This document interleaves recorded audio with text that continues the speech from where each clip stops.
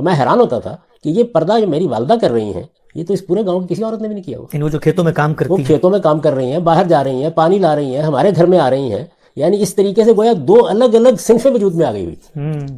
تو جب انہوں نے تفہیم القرآن میں ابو بکر جساس پر, جلیل القدر حنفی عالم, ابتدائی زمانے کے, ان کی رائے نقل کی ہے تو اس پر تعجب کا اظہار کیا ہے کہ اچھا جساس یہ مانتے ہیں اللہ کی کتاب کا اصل کمال کیا ہوتا ہے اور اللہ کے پیغمبروں کی رہنمائی کا کہ وہ انسان کو اس صراط مستقیم پر رکھتے ہیں جس میں نہ یہ انتہا ہوتی ہے نہ وہ انتہا ہوتی ہے. سب سے پہلا سوال, بہت بنیادی سوال, یہ جو اصطلاح ہے پردہ یا عربی میں اس کو مثلا حجاب کا کہہ کے بیان کیا جاتا ہے, اس لفظ کا ماخذ کیا ہے آپ کے علم کی حد تک؟ یہ کہیں قرآن مجید میں زیر بحث ہے, کسی اور دینی روایت میں زیر بحث ہے, یہ لفظ کہاں سے آ گیا؟ یہ بھی بڑا دلچسپ آپ نے سوال کیا.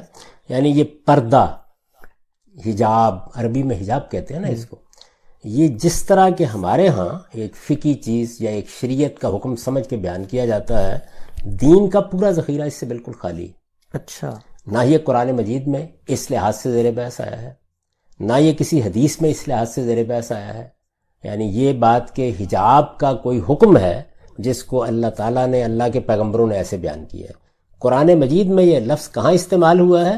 وہ جو گھر کے دروازے پر پردہ ڈالتے ہیں اس کے لیے استعمال ہوا ہے, من ورائے حجاب.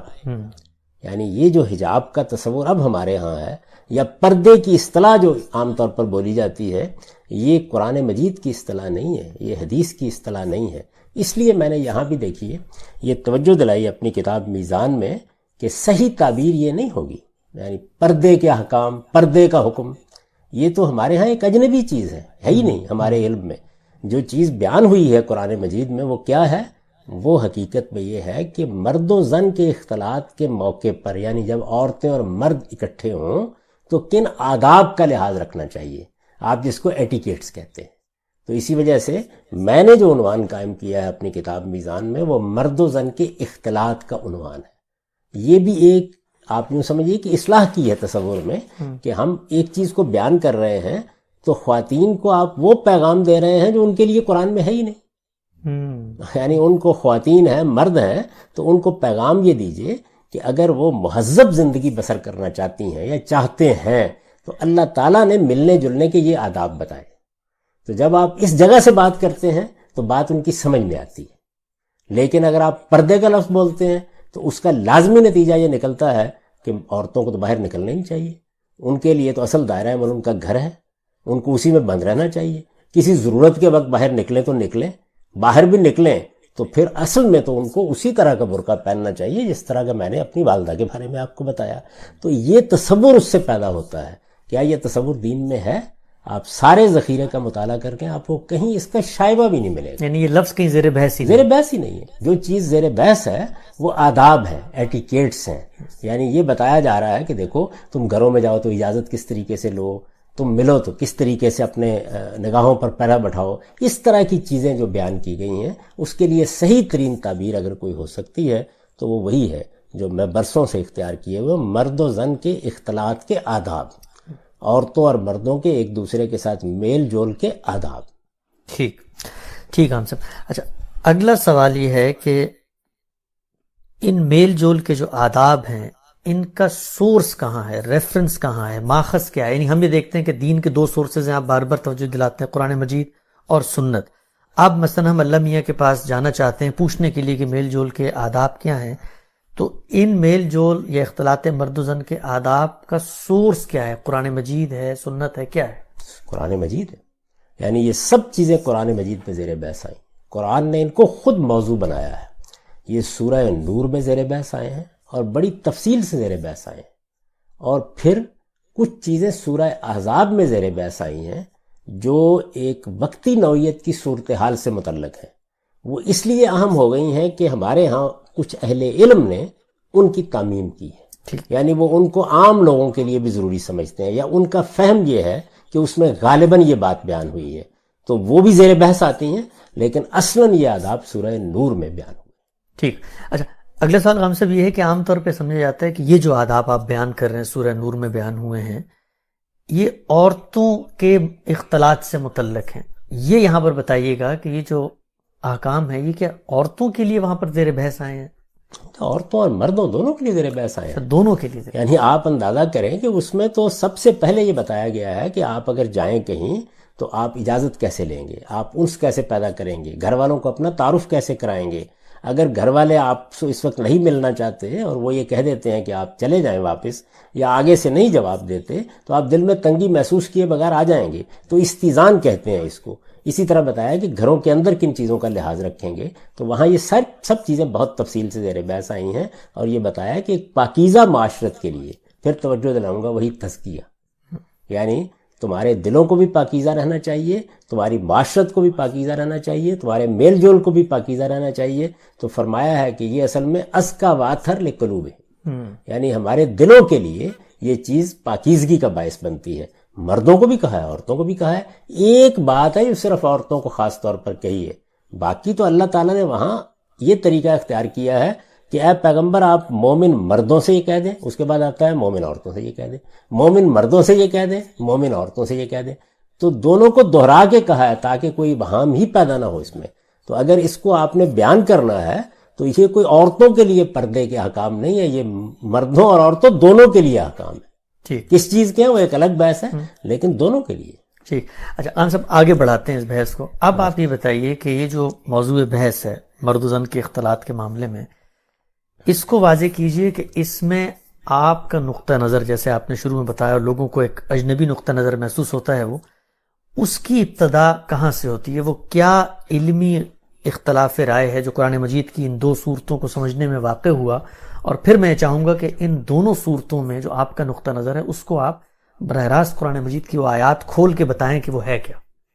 یہ سب سے پہلی چیز تو یہ ہے کہ جب میں نے عرض کر دیا کہ بنائے بحث 3 ہی مقامات, یعنی سورہ احزاب میں 2 مقامات اور سورہ نور کا یہ مقام, بنائے بحث یہی ہے. تو ان کی جب آپ تفسیر کریں گے, ان کو سمجھیں گے, تو ایک طالب علم کی طرح, جیسے میں نے بارہا توجہ دلائی ہے کہ اگر آپ قرآن مجید کو جاننا چاہتے ہیں تو جو کچھ پہلے سے آپ جانتے ہیں, جو چیزیں آپ دوسروں سے سنتے ہیں, جو آپ کی معاشرت میں رائج ہیں, ان کو آپ ایک طرف رکھ دیجئے اور پھر ایک بالکل طالب علم کی حیثیت سے قرآن کے سامنے جا کے سرنڈر کر دیجئے. اس کی بات سنیے وہ کیا کہتا ہے. آپ کو جو کچھ قرآن مجید سمجھائے پھر آپ ایک نگاہ ڈال کے دیکھیے ایک سچے طالب علم کی حیثیت سے کہ یہ تو میں آج اس کو دیکھ رہا ہوں. سوال یہ ہے کہ مجھ سے پہلے بھی 12-13 صدیوں میں اہل علم اس کو دیکھتے رہے ہیں, تو آپ ان کے تعویلات, ان کی تشریحات, ان کی تفسیریں, ان پر ایک نگاہ ڈالتے ہیں. نگاہ ڈالنے کے بعد آپ دیکھتے ہیں کہ جو بات میں نے سمجھی تھی اور اگر دوسرے مجھ سے مختلف سمجھ رہے ہیں تو ان کا استدلال کبھی تو نہیں ہے. پھر اس کا تقابل کرنے میں ایک عمر گزرتی ہے, یہاں تک کہ پھر آپ اس نتیجے پر پہنچ جاتے ہیں کہ نہیں یہاں یہ بات صحیح ہے.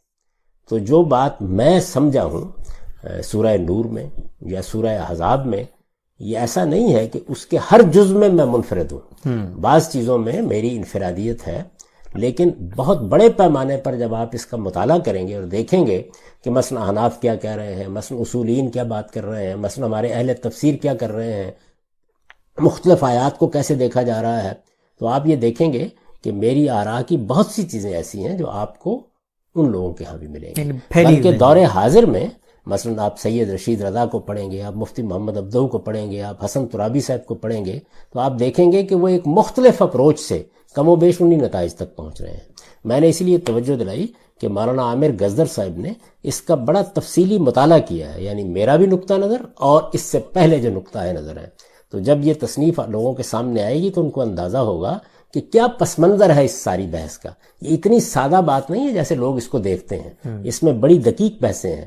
میں صرف ایک چیز کی طرف توجہ دلاؤں گا, آپ نے مولانا سید اللہ صاحب مودودی کا ذکر کیا, بڑی قابل احترام شخصیت ہے, یعنی میرے لیے تو وہ باپ کے درجے میں ہے. آپ یہ دیکھیے کہ جس طرح وہ ایک بالکل مختلف نقطہ نظر رکھتے ہیں اس معاملے میں, تو جب انہوں نے تفہیم القرآن میں ابو بکر جساس پر, جلیل القدر حنفی عالم ابتدائی زمانے کے, ان کی رائے نقل کی ہے, تو اس پر تعجب کا اظہار کیا ہے کہ اچھا جساس یہ مانتے ہیں. کیوں؟ وجہ کیا ہے؟ اس لیے کہ آپ کے گرد و پیش کی معاشرت اور ہے. آپ جانتے ہیں کہ ہماری دلی کی اشرافیہ, ہمارے ہاں کی جو تہذیبی روایت ہے, اس میں یہ پردہ وہاں بھی نہیں رہا تھا جہاں پر اس کو بعض علماء بیان کر دیتے ہیں. یہ اس سے بہت آگے جا چکا ہوا تھا. یعنی اس میں ایسی ایسی چیزیں شامل ہو گئی تھیں کہ جو آپ کو کتابوں میں کہیں ملیں گی نہیں، علماء کے یہاں زیر بحث ہی نہیں ہوں گی۔ مثال کے طور پر یہ کہ عورتیں پالکی میں نکلیں، آپ اندازہ کریں کہ اس میں یہ تک ملحوظ رکھا جاتا تھا کہ آپ نے ایک ڈیوڑی کے اندر جا کے وہ پالکی رکھ دینی ہے، اس میں بھی کوئی اینٹ پتھر رکھ دیا جاتا تھا کہ وزن تک کا اندازہ نہ ہو، خاتون آ کے بیٹھ جائے گی، کہار اس کو اٹھائیں گے اور پالکی میں لے جا کے کسی دوسرے کی جوڑی میں پہنچا دیں گے۔ اسی طرح سے اگر اس بیچاری نے کپڑے دھونے ہیں تو ان کے لیے بھی یہ ہے کہ کہیں ایسی کسی الگنی پر نہ ڈال دے جس کو لوگ دیکھ رہے ہیں۔ اس نے بال بنائے ہیں اور بال کنگھی میں آ گئے ہیں، وہ بھی کہیں دفن ہونے چاہیے تاکہ اس پر کسی کی نگاہ نہ پڑ جائے۔ تو یہ جتنی چیزیں میں نے خود اپنی معاشرت میں یہ دیکھی ہیں، اپنے ہاں دیکھی، اپنی خواتین کو یہ بات کرتے ہوئے دیکھا ہے۔ کیوں؟ وجہ کیا ہے؟ اس کی وجہ یہ ہے کہ جس وقت آپ کسی چیز کو اس طرح معاشرت، تہذیب، ثقافت کا حصہ بنا دیتے ہیں تو اس میں انتہا پسندیاں پیدا ہونی شروع ہو جاتی ہیں۔ تو یہ پس منظر ہے، یعنی یہ اشرافیہ کا ایک خاص رہن سہن ہے۔ ورنہ مجھے یہ بتائیں، میں ایک دیہاتی آدمی ہوں، یعنی یہ جو کچھ ہے پردہ، یہ ہماری مائیں ایسے ہی کرتی تھی، اسی طریقے سے ہمارے اپنے تہذیبی پس منظر میں یہ سمجھا جاتا تھا، اسی کو دین کا تقاضا۔ میں کسی وقت حیران ہوتا تھا، میں بالکل یعنی ان دیہات میں رہا ہوں جو بالکل باہر کے دیہات ہیں، ان میں پیدا ہوا پلا بڑا، تو میں حیران ہوتا تھا کہ یہ پردہ جو میری والدہ کر رہی ہیں یہ تو اس پورے گاؤں کی کسی عورت نے بھی نہیں کیا ہوا۔ وہ جو کھیتوں میں کام کرتی وہ ہیں، کھیتوں میں کام کر رہی ہیں، باہر جا رہی ہیں، پانی لا رہی ہیں، ہمارے گھر میں آ رہی ہیں، یعنی اس طریقے سے گویا دو الگ الگ صنفیں وجود میں آ گئی ہوئی تھی۔ اچھا، وہاں کسی کو تردد بھی نہیں ہوتا تھا۔ آپ یہ دیکھیے کہ وہی مغلانی، وہی کام کرنے والی، جس کو آپ اپنے ہاں پنجاب وغیرہ ماسیاں کہتے ہیں، وہ دلی کے گھروں میں آ رہی ہیں۔ آپ ڈی پی نذیر احمد کے ناول پڑھیے، وہاں کسی کے ماتھے پر شکن نہیں آتی پردہ کدھر گیا، لیکن جو اپنی خواتین ہیں ان کے لیے بالکل دوسرے۔ تو یہ چیزیں جب اس طرح تہذیبی روایت کا حصہ بن جاتی ہیں تو لوگ ان میں بڑے حساس ہو جاتے ہیں۔ اس حساسیت کو ایک طرف رکھ دینا چاہیے، یہ حالات سے پیدا ہوتی ہے۔ میں اس کو الٹ کے کہوں گا، جس طرح موجودہ زمانے میں تہذیب، فیشن، مغربی معاشرت نے ہمیں بہت سی چیزیں جن کے بارے میں حساس ہونا چاہیے ان میں بے حس کر دی ہے۔ یعنی زمانہ کیسے اثر انداز ہوتا ہے، آپ دونوں انتہاؤں کو دیکھیں نا۔ یعنی اس طرف وہ انتہا ہے کہ پالکی کے بغیر باہر قدم نہیں رکھنا، آپ کے کنگھی میں ٹوٹے ہوئے بال پر بھی کسی کی نظر نہیں پڑنی چاہیے، ذرا حال ہے کہ ان میں مجھے بتائیے کیا چیز باعث کشش ہوتی ہے۔ تو ایک طرف یہ انتہا، اور دوسری طرف وہ انتہا پیدا ہو جاتی ہے کہ جس میں آپ کہتے ہیں کپڑے ہی اتار دیں، کوئی فرق نہیں پڑتا اس سے۔ یعنی آپ نے اگر 2 دھجیاں بھی اب لپیٹی ہوئی ہیں تو بہت کافی ہے، آپ نے بکنی پہنی ہوئی تو بہت کافی ہے۔ تو اس کا نتیجہ کیا ہے؟ وہ وہاں پہ وہ حساسیت بھی تہذیبی معاشرت نے پیدا کی ہے، اور یہ بے حسی بھی تہذیبی معاشرت نے پیدا کی ہے۔ تو اللہ کی کتاب کا اصل کمال کیا ہوتا ہے، اور اللہ کے پیغمبروں کی رہنمائی کا، کہ وہ انسان کو اس صراط مستقیم پر رکھتے ہیں جس میں نہ یہ انتہا ہوتی ہے نہ وہ انتہا ہوتی ہے۔ انسان کی فطرت، جس پر ہم اس سے پہلے بڑی تفصیلی بات کر چکے ہیں، وہ ٹھیک اس پر اپنے دین کی بنیاد رکھتے ہیں۔ یعنی اسی وجہ سے اسلام کو دین فطرت کیوں کہا جاتا ہے؟ یہ وہی بات ہے جو سورہ روم کی آیت میں زیر بحث آئی تھی داڑھی پر گفتگو کرتے ہوئے، کہ اللہ تعالیٰ نے انسان کی جو فطرت بنائی ہے اس کے اندر جو داعیات رکھے ہیں انہی کے اوپر اساس قائم ہے سارے کے سارے دین کی۔ تو اس کا مطلب کیا ہے کہ اس میں ادنا درجے میں بھی آپ کوئی انتہا پسندی نہیں دیکھتے، ایک جادہ اعتدال۔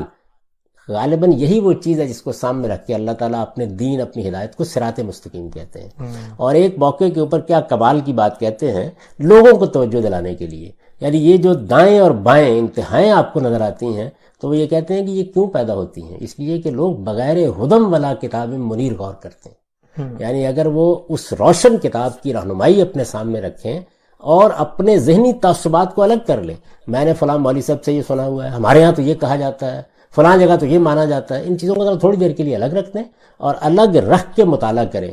میں یہ عرض کرتا ہوں کہ جس طرح میں نے اس سارے کے سارے موضوع کو دیکھا ہے اور جس طرح اپنی کتاب میزان میں بیان کیا ہے یا اپنی تفسیر میں بیان کیا ہے، آپ اس کو ایک طرف رکھ دیں اور صرف یہ طے کر لیں کہ آپ رسالت مآب صلی اللہ علیہ وسلم کے زمانے سے جو مسلمانوں کا علم پیدا ہوا ہے، خواہ وہ محدثین ہیں خواہ وہ آپ کے فقہا ہیں، آپ پڑھیں گے ان کو کہ وہ کس طرح دیکھ رہے ہیں ان آیات کو، تفسیروں کو دیکھیں گے تو آپ حیران رہ جائیں گے کہ یہ جس چیز کو آپ کہتے ہیں کہ یہ تو بڑی مانی ہوئی ہے، اس میں تو ہر آدمی اسی کا قائل ہے، آپ اتنے اختلافات دیکھیں گے جس کی کوئی حد نہیں۔ تو اس وجہ سے یہ معاملہ اتنا سادہ نہیں ہے جس طرح کے لوگ اس کو سمجھ لیتے ہیں کہ بس یہی ہوگا. اچھا، اسی طرح بہت سے قصے، بہت سی روایتیں لوگوں کی زبانوں پر ہیں. حد یہ ہے کہ مولانا سید ابو اللہ صاحب مودودی کی جو کتاب ہے پردہ، اگر آپ دیکھیں اس میں، میں نے بہت جوانی کے زمانے میں جب وہ پڑھی، اگر آپ دیکھیں تو اس میں بہت سی روایتیں انہوں نے نقل کی ہیں. جی. یہ کتاب عربی میں ترجمہ کی گئی الحجاب کے نام سے، اور اس کو علامہ ناصر الدین البانی نے شائع کیا. اور آپ دیکھیں اس کے آخر میں انہوں نے ان تمام روایات پر تنقید کر کے بتا دیا کہ ان میں ایک بھی روایت صحیح نہیں، یعنی ضعیف روایتوں کا ایک مجموعہ ہے. اس کی وجہ کیا ہے کہ ہمارے ہاں محدثانہ تنقید کا طریقہ روایتوں پر بالعموم ہندوستان کے علماء اختیار ہی نہیں کرتے تھے. یعنی جب وہ ایک چیز کے بارے میں یہ مطمئن ہو جاتے تھے کہ یہ تو دین کا حکم ہے، تو اس کے بعد روایت ضعیف ہے، روایت بہت کمزور ہے، وہ سب کی سب چیزیں اس میں بیان کرتے چلے جاتے تھے. تو محدثانہ تنقید کے نقطہ نظر سے آپ دیکھیں تو کوئی بنیادی نہیں باقی رہتی ان قصوں اور کہانیوں کی بھی. تو اس وجہ سے یہ ضروری ہے کہ اس سارے معاملے کو اس زاویے سے دیکھا جائے، اور تعصبات سے بالا تر ہو کر، جذبات ایک طرف رکھ کے، اپنی تہذیبی روایت اور معاشرت کو جو میری بھی تھی اس سے تھوڑی دیر کے لیے قطع نظر کر لیا جائے. ٹھیک. اچھا عام صاحب، آگے بڑھاتے ہیں بحث کو، ہمارے پاس 15 منٹ ابھی باقی ہیں. کم سے کم وہ پرابلم سٹیٹمنٹ جو ہے وہ واضح ہو جائے. ہم جانتے ہیں کہ علماء کا اس وقت جو رائج معاصر نقطہ نظر ہے دینی مذہبی حلقوں کا، اور جس کو وہ بنیاد بناتے ہیں آپ پہ اعتراض کی، وہ یہ ہے کہ قرآن مجید کی سورہ احزاب میں اللہ تعالیٰ نے یہ بتا دیا ہے کہ خواتین جب گھروں سے نکلیں گی تو انہوں نے اپنے جو دوپٹے ہیں، اپنے جو سر کی اوڑھنی ہیں، ان کو اپنے چہروں پہ گرا دینا ہے. اس سے اخذ کرتے ہیں پردے کے احکام. تو یہ بتائیے کہ آپ کی بنائے استدلال کیا ہے، یہ جو ایٹیکیٹس آپ نے سیکھے ہیں، اور اس حکم کو جو سورہ احزاب میں ہے اس کو آپ کیسے دیکھتے ہیں؟ یہ بڑا اچھا سوال آپ نے کیا. میں اس سے ذرا مزید پیچھے جاؤں گا. سورہ احزاب کو سب سے پہلے سمجھنا چاہیے کہ اس سورہ کا موضوع کیا ہے. یعنی یہ پوری کی پوری جو سورہ ہے، آپ اس کو دیکھیں میری تفسیر البیان میں، تو اس میں جب تفسیر میں تعارف لکھتا ہوں صورتوں کا، تو میں یہ بتاتا ہوں کہ پوری سورہ کی فضا کیا ہے. یعنی پوری سورہ کی فضا یہ ہے کہ رسالت مآب صلی اللہ علیہ وسلم اور مسلمانوں کے گھرانے، ان کو باقاعدہ ہدف بنا لیا گیا ہے کہ اب ان کی اخلاقی ساکھ سوسائٹی میں مجروح کرنی. ٹھیک. یعنی رسول اللہ صلی اللہ علیہ وسلم نے جو دین ہمیں دیا ہے، اور ہمیں شکر گزار ہونا چاہیے اس ہستی کا جس کے ذریعے یہ دین ملا، جب وہ دین کو بیان کر رہے تھے، جب وہ یہ جدوجہد کر رہے تھے، جب وہ لوگوں کو اس کو پہنچا رہے تھے، تو ایسا نہیں تھا کہ میری آپ کی طرح کسی میز پر بیٹھے ہوئے اطمینان کے ساتھ پہنچا رہے تھے. ایک بڑی کشمکش برپا ہو گئی تھی، اور یہ کشمکش ایک انداز سے مکے میں برپا ہوئی. آپ جانتے ہیں کہ اس میں کیسے کیسے ستم توڑے گئے، کس طرح کے اقدامات کیے گئے، خاص طور پر کمزور مسلمانوں کے خلاف کیسے لوگوں نے ان کو ستم رانیوں کا نشانہ بنایا. جب رسالت مآب صلی اللہ علیہ وسلم مدینہ میں تشریف لائے ہیں تو وہاں اہل کتاب تھے، وہاں بہت سے لوگ وہ تھے جن کو بعد میں قرآن مجید نے منافقین سے تعبیر کیا. یہ جتنے لوگ ہیں ان کی طرف سے طرح طرح کی سازشیں ہوئی ہیں، اور سب کی قرآن مجید نے تصویریں بیان کیا. یعنی وہ کوئی قصے کہانیوں کی بات نہیں. حضور کو اذیت دینے کے لیے آپ دیکھیں ایک مسجد بنا ڈالی گئی جس کو قرآن نے مسجد زرار کہہ کے یہ کہا کہ اس کو ڈھا دیں. اس مسجد کو، چھوٹی سی ایک بستی ہے چند ہزار کی آبادی کی، جس میں وہ لوگ موجود ہیں کہ بظاہر وہ مسلمان بنے ہوئے ہیں. سیدہ عائشہ کے اوپر جو تہمت کا واقعہ بیان ہوا ہے، یعنی آپ کبھی دیکھیں کہ کوئی سلیم الطبع آدمی اس واقعے میں تہمت نکال سکتا ہے؟ نکال لی گئی. تو ایک ایسی فضا تھی کہ جس میں پہلے حملہ کرنے کی کوشش کی گئی، باہر سے حملہ آور بلائے گئے، رسالت مآب صلی اللہ علیہ وسلم کی اپنی ذات پر حملہ آور ہوئے، آپ کو گھروں میں بلا کر آپ کے اوپر پتھر گرانے کی کوشش کی گئی. اس طرح کی بے شمار چیزیں ہوئیں. آخری یہ دور ہے جو 4-5 ہجری کے بعد آیا ہے، جس میں ہدف بنایا گیا کہ اب اخلاقی ساکھ ختم کر دینی، اور اخلاقی ساکھ ختم کر دینے کے لیے آپ کے گھرانے، آپ کی بیٹیوں، آپ کی بیویوں اور جلیل القدر صحابہ کی جو بیویاں تھیں ان کو ہدف بنا لیا گیا. اب جب یہ ہدف بنا لیا گیا طرح طرح کے اسکینڈل بنانے کے لیے، یعنی پیش نظر کیا تھا؟ ظاہر دیہاتی معاشرت ہے، کوئی قصہ کوئی کہانی جو ہے، آپ بھی وہ واقعات پڑھیں جس میں سیدہ پر تہمت لگائی گئی ہے کہ گھر میں کیا صورتحال ہو گئی، حضور کتنے آزردہ ہو گئے، یہاں تک کہ وہ اپنے گھر سے سیدہ عائشہ ام المومنین سیدہ عائشہ وہ والدین کے گھر چلی. آزردگی کا یہ معاملہ ہو گیا کہ گویا میاں بیوی کے درمیان مفارقت تک نوبت آ گئی. یہ صورتحال آپ دیکھیں اس موقع پر حضور نے کتنے رنجیدہ ہو کر بعض گفتگویں کی ہیں, بعض سوالات کیے ہیں. مسجد میں کیسا ہنگامہ برپا کر دیا گیا, یعنی ایک موقع پر جب آپ نے اس سے متعلق اپنے تاثرات کا اظہار کیا, آپس میں صحابہ کرام کے تبصروں کی نوعیت کیا بنا دی گئی, کیسے کیسے لوگ اس میں ملوث ہو گئے, ان کا ذکر کیا قرآن مجید نے. تو یہ صورتحال اور پس منظر تھا کہ جس میں یہ فضا بن گئی کہ رسول اللہ صلی اللہ علیہ وسلم کا گھر, آپ کی خواتین, ظاہر ہے ایک عام دیہاتی معاشرت ہے جس میں سب لوگ رہ رہے ہیں, یہ گویا اسکینڈل کا ہدف. اب اگر یہ کوئی اسکینڈل بن جاتا, خدا نخواستہ جھوٹا یا جس طرح کا بھی تھا, یہ بن جاتا اور اس کی شہرت ہو جاتی, تو اس کا مطلب کیا تھا کہ اللہ کا پیغمبر جو ہدایت کا منبع ہے, جس کی طرف ہم سب نے قیامت تک دیکھنا ہے, جس کی دی ہوئی ہدایتی کے اوپر پوری انسانیت کو کھڑا ہونا ہے, اس کی شخصیت مجروح کر دی گئی. یہ اتنا بڑا معاملہ ہے جو اصل میں سورہ احزاب کا پس منظر ہے. یعنی سورہ احزاب جو ہے وہ اس مسئلے کو دیکھ رہی ہے کہ اب اس میں کیا کرنا ہے. پہلے تو یہ بنیادی بات سمجھنی چاہیے. اگر آپ قرآن میں تدبر, ہمارے یہاں ایک عام رواج یہ ہے کہ آپ نے قرآن کھولا, اچھا یہ پردے کی آیت ہے, اچھا یہاں یہ حکم دیا گیا ہے, وہ نکالی اور نہیں دیکھا کہ سورہ کیا ہے, پس منظر کیا ہے, بات کہاں سے چلی آ رہی ہے, اور بس بات بیان کرنا شروع کر دی. تو آپ پہلے تو یہ دیکھیں, اور اگر اس کا ذوق ہو کہ آپ اس سورہ کے اندر اتر کر جان سکیں, تو اس کے لیے تدبر قرآن میرے جلیل القدر استاذ امام امین حسن اصلاحی کی ذرا اس کا مطالعہ کریں. آپ کو اندازہ ہوگا کہ کیا صورتحال بنا دی گئی ہے حضور کے لیے. اب اس میں ان آیات پر آنے سے پہلے کہ جس میں مسلمان عورتیں بھی شامل ہیں, آپ کو توجہ دلاؤں گا کہ خود حضور کے گرانے کے معاملے میں کیا ہو گیا. پہلا کام کیا ہوا, اب اللہ تعالیٰ دیکھیے اس کائنات کا خالق اس صورتحال سے نمٹ رہے ہیں. ویسے تو کوئی مشکل کام نہیں, عذاب نازل ہو جاتا, لیکن وہ پیش نظر نہیں ہے. تو اس صورتحال سے نمٹنا ہے. اس سے نمٹنے کے لیے آپ سے یہ کہا گیا کہ آپ اپنی بیویوں سے کہیں کہ وہ انتخاب کر لیں ایک بار پھر. اگر وہ آزادانہ زندگی بسر کرنا چاہتی ہیں تو کریں, اس لیے کہ مہمات اسی طرح کی عورتوں کے ذریعے سے چلائی جا رہی تھی. یعنی اس طرح کے پیغامات ہوتے تھے, کہیں موقع مل گیا بات کرنے کا کہ آپ تو شہزادی ہیں, آپ کی تو بڑی حیثیت ہے, یہ آپ کو کن حالات میں رکھا ہوا ہے انہوں نے, آپ اگر یہاں نہ ہوتی تو معلوم نہیں کون کون تھے کہ جو آپ کے ساتھ شادی کرنے کے لیے تیار ہوتے. اس طرح کی فضا بنائی جا رہی ہے. تو اس میں یہ کہا گیا کہ آپ اپنی ازواج کو, ازواج مطہرات کو, یہ تخیر اس کو کہا جاتا ہے, چوائس دے دیں کہ وہ اگر آپ کو چھوڑ کے جانا چاہتی ہیں تو چلیے, کوئی ان کے اوپر مسئلہ نہیں ہوگا, یعنی ہم آپ کے لیے دوسرے بندوبست کر دیں گے. اب یہ کیا چیز تھی, یعنی مقصد یہ تھا کہ اس موقع پر ازواج مطہرات جس کردار کا مظاہرہ کریں گی اس کے لحاظ سے یہ فتنہ دم توڑ دے گا, حوصلے پست ہو جائیں گے. جیسے سیدنا ابراہیم کو ایک امتحان سے گزارا گیا, تو ازواج مطہرات کو بھی اس امتحان سے گزارا گیا. اور اس امتحان سے یہ آسان معاملہ نہیں تھا, یعنی ترغیبات کی ایک دنیا باہر موجود ہے. رسالت مآب صلی اللہ علیہ وسلم میں, جیسے کہ پھر قرآن مجید کی اس آیت کے تحت روایات سے معلوم ہوتا ہے کہ جا کے اپنی ازواج سے بات کی, تو انہوں نے کہا کہ نہیں, ہمیں تو ایک لمحے کے لیے بھی نہیں سوچنا, ہم بہت سوچ سمجھ کے آپ کے ساتھ ہیں اور آپ ہی کے ساتھ رہیں گے. تو انہوں نے انتخاب کر لیا.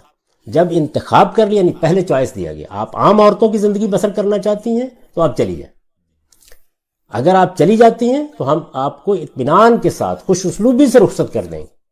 یعنی رسالت مآب صلی اللہ علیہ وسلم کے نکاح میں آپ نہیں رہیں گی, یہ آپ کو اختیار دیا جا رہا ہے. پہلے یہ بات کہی گئی. جس وقت انہوں نے یہ انتخاب کر لیا تو پھر انہیں کہا گیا کہ اب ہم آپ کو بعض خصوصی احکام دے رہے ہیں تاکہ یہ جو اسکینڈل بنانے والے لوگ ہیں ان کا خاتمہ کیا جا سکے. وہ خصوصی احکام دینے سے پہلے یہ بتایا کہ لستن کاحد من النساء, تم عام عورتوں کی طرح نہیں ہو, تمہاری حیثیت بڑی غیر معمولی ہو گئی ہے, تم پیغمبر کے ساتھ ہو تو اب پیغمبر کو تمہارے ذریعے سے اور تمہیں پیغمبر کے حوالے سے دیکھا جاتا ہے. تو اس لیے اپنی اس ذمہ داری کو پہچانو. اور دیکھیے اللہ تعالیٰ کا انصاف, یعنی جو چیزیں عام لوگوں سے مطلوب نہیں ہیں پہلے انہیں عام لوگوں کی زندگی بسر کرنے کا حق دے دیا گیا. اگر وہ اس وقت کوئی انتخاب کر لیتی تو عام زندگی بسر کرتی, لیکن انہوں نے جب پیغمبر ہی کا انتخاب کیا, جو عزت جو شرف ان کو حاصل تھا, انہوں نے اسی کو اپنی سعادت سمجھا, اور سب نے بغیر کسی توقف کے یہ کہہ دیا کہ نہیں, اس کا کوئی سوال ہی نہیں. جب یہ بات ہو گئی تو اللہ تعالیٰ نے کہا کہ اب ہمیں کچھ خصوصی احکام دینے ہیں, اور یہ خصوصی احکام دیتے وقت یہ ذہن میں رکھو کہ اگر کوئی غلطی ہوئی تو جس طرح دوہرا عذاب ہے تمہارے لیے، اسی طرح سے چونکہ تم یہ زائد ذمہ داریاں اور پابندیاں قبول کر رہی ہو تو تمہاری ہر نیکی کا دوہرا اجر بھی، یعنی اس کی بنیاد ہی بالکل یہاں سے رکھی ہے۔ یہ رکھنے کے بعد رسالت مآب صلی اللہ علیہ وسلم کی ازواج مطہرات سے یہ کہا گیا کہ آپ اب حجاب میں ہوں۔ یہ اصل میں یہ ہے وہ جگہ جہاں سے یہ مسئلہ پیدا ہوا، یعنی ازواج مطہرات کے معاملے میں یہ فیصلہ کیا گیا کہ وہ باہر نکلیں گی تو اہتمام کر کے، اور اگر گھر میں ہوں گی تو وہاں بھی کوئی اسی طرح نہیں آئے گا۔ مسجد میں بیٹھنے والے لوگ بھی اگر کوئی چیز لینی ہے تو کس طرح آئیں گے؟ ان سے کہا گیا کہ آپ کو باہر کی سرگرمیاں بھی ختم کر دینی ہیں۔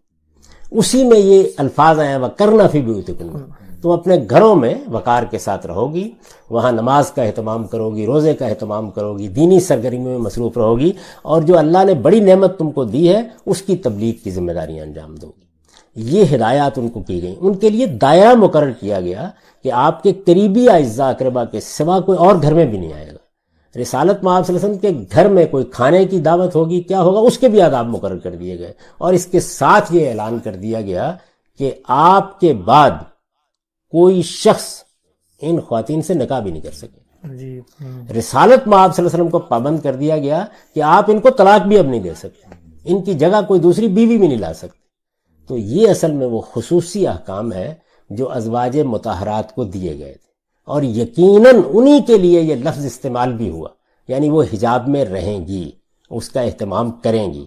یہ احکام ہیں جن کو بعض اہل علم نے اس طرح سے سمجھا کہ وہ چونکہ اس پوری امت کے لیے آئیڈیل تھیں تو ان کو احکام دے دیے گئے ہیں، اور پھر ایک ایک چیز سے احکام مستنبط کرنے شروع کر دیے۔ مثلا آپ دیکھیے کہ ازواج مطہرات سے یہ کہا گیا کہ عام حالات میں تو ہر آدمی جب آپ کے گھر آتا ہے یا باہر سے بات کرتا ہے تو اس سے نرمی سے، شفقت سے بات کرنی چاہیے، آپ تو مائیں ہیں اور آپ کی یہی حیثیت ہے۔ لیکن یہ منافقین چونکہ اسکینڈل بنا رہے ہیں تو اگر کسی وقت کوئی بات کرے تو ایسا لب و لہجہ رکھیے کہ جس کے نتیجے میں کسی کے اندر اگر طمع موجود ہے تو اس کو ہوش آ جائے۔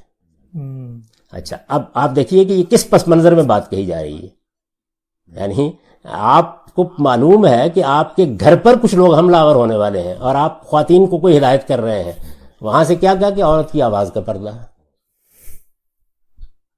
یعنی یہ آپ دیکھ رہے ہیں نا، یعنی ایک زاویہ نظر کی غلطی پورے پس منظر کو جو سورہ سے بالکل واضح ہے، آیت آیت سے واضح ہے، جس کے اندر اللہ تعالیٰ نے ایک ایک اسٹیپ کو واضح کیا ہے۔ یعنی پہلے موقع دیا کہ وہ جا کے عام عورتوں کی زندگی بسر کریں، پھر یہاں سے بات شروع کی کہ لستن کاہد من النساء، تم عام عورتوں کی طرح نہیں ہو، پھر بتایا کہ تمہارے لیے اب اجر بھی دوہرا ہوگا، غلطی کرو گی تو سزا بھی دوہری ہوگی۔ یہ سب کچھ کہنے کے بعد یہ ہدایات دی گئی۔ اچھا، اسی طرح جب یہ کہا گیا کہ وہ کرنا فی بیوتکن، تو کیا کہا جا رہا ہے کہ عام عورتوں نے باہر نکلنا ہے، گھروں سے باہر جا کے کوئی کام کرنے ہیں، کھیتوں میں جانا ہے، انہوں نے جا کے جانور چرانے ہیں، جو اس وقت کی معاشرت ہے۔ تم لوگوں کو اب یہ سب کام میں بالکل نہیں جانا، کسی چیز میں تمہیں گھروں میں وقار کے ساتھ رہنا ہے تاکہ اس اسکینڈل کا مقابلہ کیا جا سکے۔ اب اس سے لوگوں نے کیا استنباط کیا کہ عورت کا دائرہ عمل اس کا گھر، چار دیواری کے اندر رہنا ہے۔ ذرا حالے کہ اگر آپ اس زمانے کی پھر دیکھیں کہ جب یہ احکام نازل ہوئے ہیں ازواج مطہرات کے لیے تو اس کا باقاعدہ اہتمام کیا گیا کہ کہیں دوسری عورتیں اس سے مشابہت نہ اختیار کر لیں، اس لیے کہ اس سے پھر التباس کا خطرہ تھا۔ تو اس لیے یہ ازواج مطہرات کے لیے خصوصی احکام تھے۔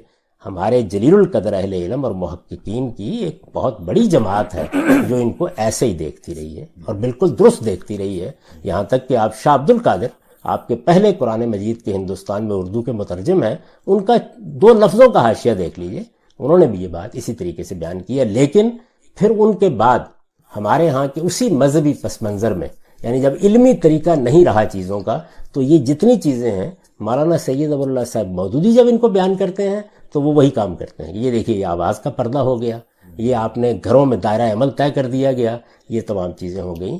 جبکہ اس پس منظر میں رسالت مآب صلی اللہ علیہ وسلم کی ازواج مطہرات کے لیے یہ خصوصی احکام دیے گئے، ان کا عام عورتوں سے کوئی تعلق نہیں ہے، اور یہ جس پس منظر میں دیے گئے وہ میں نے آپ کو سورہ سے واضح طریقے سے بتا دیا ہے۔ بہت بہت شکریہ غام صاحب، ہمارے پاس یہاں وقت ختم ہو رہا ہے، سورہ احزاب کے اس پس منظر کے بعد وہ جو آیت ہے اس کو انشاءاللہ ہم اگلی نشست میں زیر بحث لائیں گے. اور اس کے علاوہ آپ نے ذکر کیا مولانا امین حسن اصلاحی کا، وہ اس کو کیسے دیکھتے تھے سورہ احزاب کے ناکام کو، اور ان سے کیا نتیجہ اخذ کرتے تھے، اس پہ آپ کی رائے، اور پھر احادیث اس ضمن میں جو زیر بحث آتی ہیں. یہ ساری چیزیں انشاءاللہ مکتب غامدی کی اسی سیریز میں جو آپ پر 23 اعتراضات عام طور پہ کیے جاتے ہیں زیر بحث ہیں. آئندہ انشاءاللہ گفتگو کریں گے. آپ کے وقت کا بہت شکریہ غام صاحب. بہت شکریہ.